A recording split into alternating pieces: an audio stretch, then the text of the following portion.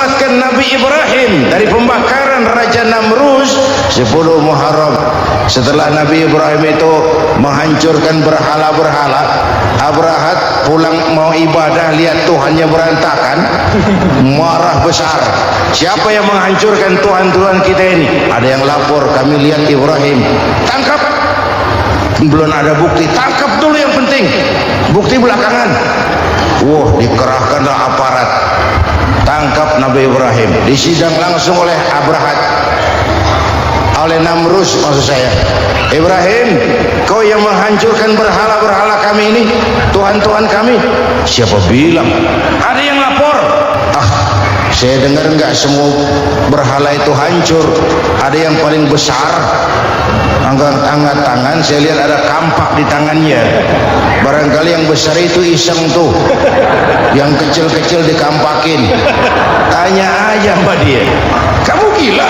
Kenapa? Masa kami disuruh nanya berhala? Gak bisa jawab. Gak bisa jawab. Lah kenapa disembah? Lebih gila mana? Tahu gak bisa jawab kenapa disembah? Kurang ajar kamu Ibrahim. Bakar, dibakar. Ketika dilempar ke kobaran api yang menggunung, Allah perintah api, ya naru kuni bardan wa salaman ala Ibrahim. Hai api, dinginlah sampean. Api Madura waktu itu, Pak. Hai api, dinginlah sampean, selamatkan Ibrahim. Api tunduk kepada perintah Allah. Ibrahim masuk ke kobaran api, selembar rambut pun tidak terbakar. Kenapa? Apinya tunduk kepada perintah Allah. Kenapa? Karena Ibrahim orang yang takut kepada Allah. Api tunduk kepada perintah Allah. Kalau kita baca ayat itu, masuk ke api, mateng. Sudah hadirin yang saya muliakan, oleh karena itu selamatnya Ibrahim dari pembakaran Raja Namrus itu pun pada 10 Muharram, Yaum Asyura, hari ke-10 dari bulan Muharram. Bapak Ibu hadirin hadirat yang saya cintai, saya belum menceritakan tentang Nabi Nuh tadi, mengulang kaji. Nabi Nuh perjuangannya menggambarkan satu usaha yang ulet dan luar biasa. Beliau diberi umur 950 tahun, lalu berdakwah selama 900 tahun, sore, pagi, siang, malam, dapat pengikut tidak lebih 80 orang, rata-rata 10 tahun satu. Kalau saya minta berhenti aja jadi nabi, Pak. Ustadz mana masih mau buka pesantren, 10 tahun buka pesantren, yang nyantri cuma satu. Pedagang mana yang masih mau dagang, 10 tahun dagang yang beli satu. Pimpinan partai mana yang masih mau kampanye, 10 tahun buka partai yang nyoblos satu.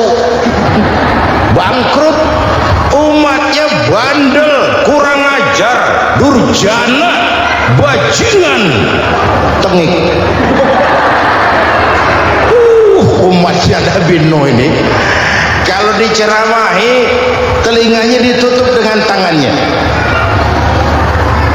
Nabi Nuh akhirnya rekes, Tuhan siang malam saya berdakwah kepada umat ini, tiap kali saya sampaikan dakwahmu mereka tutup telinganya dengan tangannya, alergi dengar ceramah. Apa itu ceramah? Non profit. Saudara-saudara, jadi mau kamu gimana Nuh? Sudah Tuhan, habiskan saja orang kafir. Nanti kalau punya anak, anaknya pun kafir lagi. Lebih baik bapak moyangnya sikat habis. Biasanya kalau bapak kalong, anak kampret. Bapak nyolong, anak nyopet. Fotokopi gimana aslinya? Hampir habiskan saja. Itu mau kamu Nuh? Iya. Oke. Nanti aku turunkan banjir Nuh. Buat kapal. Dengan apa saya harus buat kapal Nuh? Ya dengan kayu, kata Tuhan. Kayunya dari mana Tuhan? Ya dari pohon Nuh. Pohonnya belum ada Tuhan. Ya tanam dulu Nuh. Bikin kapal, kayunya nanam pohon. Apa artinya? Perjuangan perlu kesabaran. Sukses itu ada prosesnya, nggak bisa simsalabim abracadabra lalu kita mau sukses. Semua ada prosesnya, walaupun kenyataannya begitu. Sukses banyak bapaknya, gagal itu yatim. Kalau kita sukses banyak yang ngakuin, yang baru ketemu pakai manggil encing, ketemu baru, tapi sukses banyak bapaknya. Gagal yatim, gak ada yang mau ngakuin kalau kita gagal itu. Udah bikin kapal dengan kayu di tengah kampung, bikin kapal ini. Bayangkan di tengah kampung bikin kapal, orang kafir makin menjadi-jadi. Lihat Nuh, kenapa? Makin sarap. Bikin kapal di tengah kampung mau belayar kemana? Tuh lihat, kalau orang nggak tahu tujuan, mountain setengah jalan, proses yang dinilai bukan finalnya, ya kayak gitu kesimpulannya. Saya enaknya sendiri bikin kapal, kapal mendekati selesai, ini orang kafir rame-rame datang ke kapal Nuh. Mau apa? Buang najis. Sakit perut, berangkat ke kapal Nabi Nuh, nongkrong, dapat 2-3 tumpuk, pulang. Lantai kapal dengan najis manusia. Inilah perjuangan, bukan jalan raya lurus bertabur bunga di kanan kirinya. Banyak ondak dan duri, fitnah, caci maki. Ada orang tua dasar kafir, kurang ajar, sudah stroke berangkat juga ke kapal Nuh. Mau buang najis, pincang-pincang digotong orang. Selesai buang najis dia bangun mau pulang, pegangan tiang kapal terpeleset jatuh di atas tumpukan najis. Terjadi keajaiban, yang struknya sembuh, lumpuhnya hilang, berangkat digotong-gotong pulang, jalan gagah sekali. Tapi orang kampungnya heran, ente sudah sembuh? Sudah. Berobat di mana? Kok begitu paten? Di kapal Nuh. Masih banyak.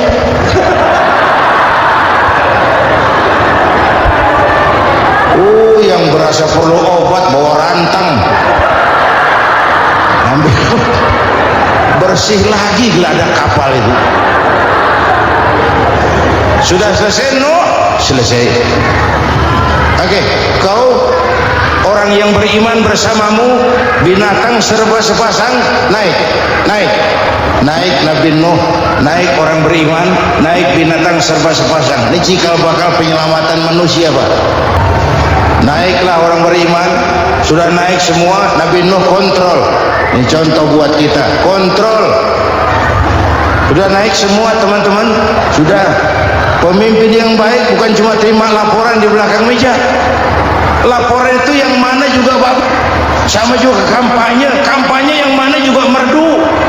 Kalau aja yang dihitung. Pernah ada calon bupati kampanye janji, kalau saya berhasil kita akan banyak bangun jembatan di daerah kita. Tanya, Pak, nggak ada sungai di kampung kita, Pak. Dia bilang sungainya kita bangun sekalian. Udah kadang janji, mana pula orang mau bangun sungai ini. Saudara-saudara, kontrol. Jangan cuma tunggu laporan di belakang meja, semua laporan bagus. Ya Bu? Nabi Nuh kontrol. Sudah naik semua? Sudah Nuh. Pulan bin Pulan naik Nuh. Paimin bin Tugijo naik. Kami lihat naik. Ada orang Jawa juga kayaknya. Ada. Sudah kontrol. Kanan anak saya ikut nggak naik kapal? Kami tidak lihat itu Nuh. Kanan. Ini potret. Bapaknya aktif ke masjid, ibunya rajin ke majelis taklim, anaknya keleleran kemana-mana. Bukan di sini, di Prancis. Udah di sini insya Allah sama.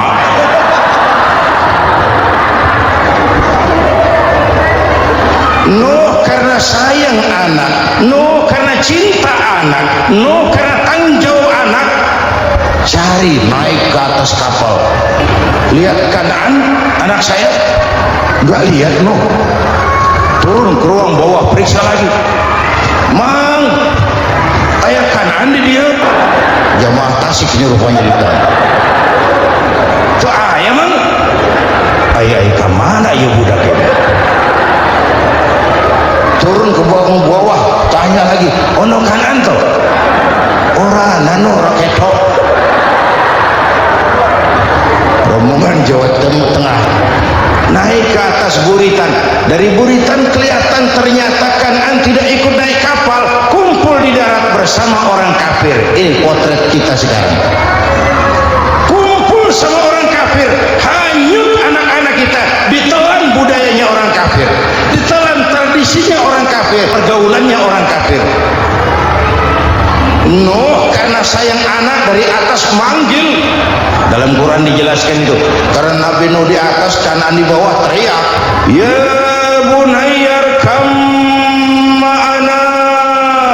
Begitu dalam Quran ayatnya. Cuma ini pakai gaya memanggil supaya kelihatan kegambar, kira-kira Nuh manggilnya begitu. Ini namanya gaya dakwah, Pak. Kalau ceritanya datar nggak menarik. Maka Nuh memanggil Kan'an, ya bunayyar kam ma'ana.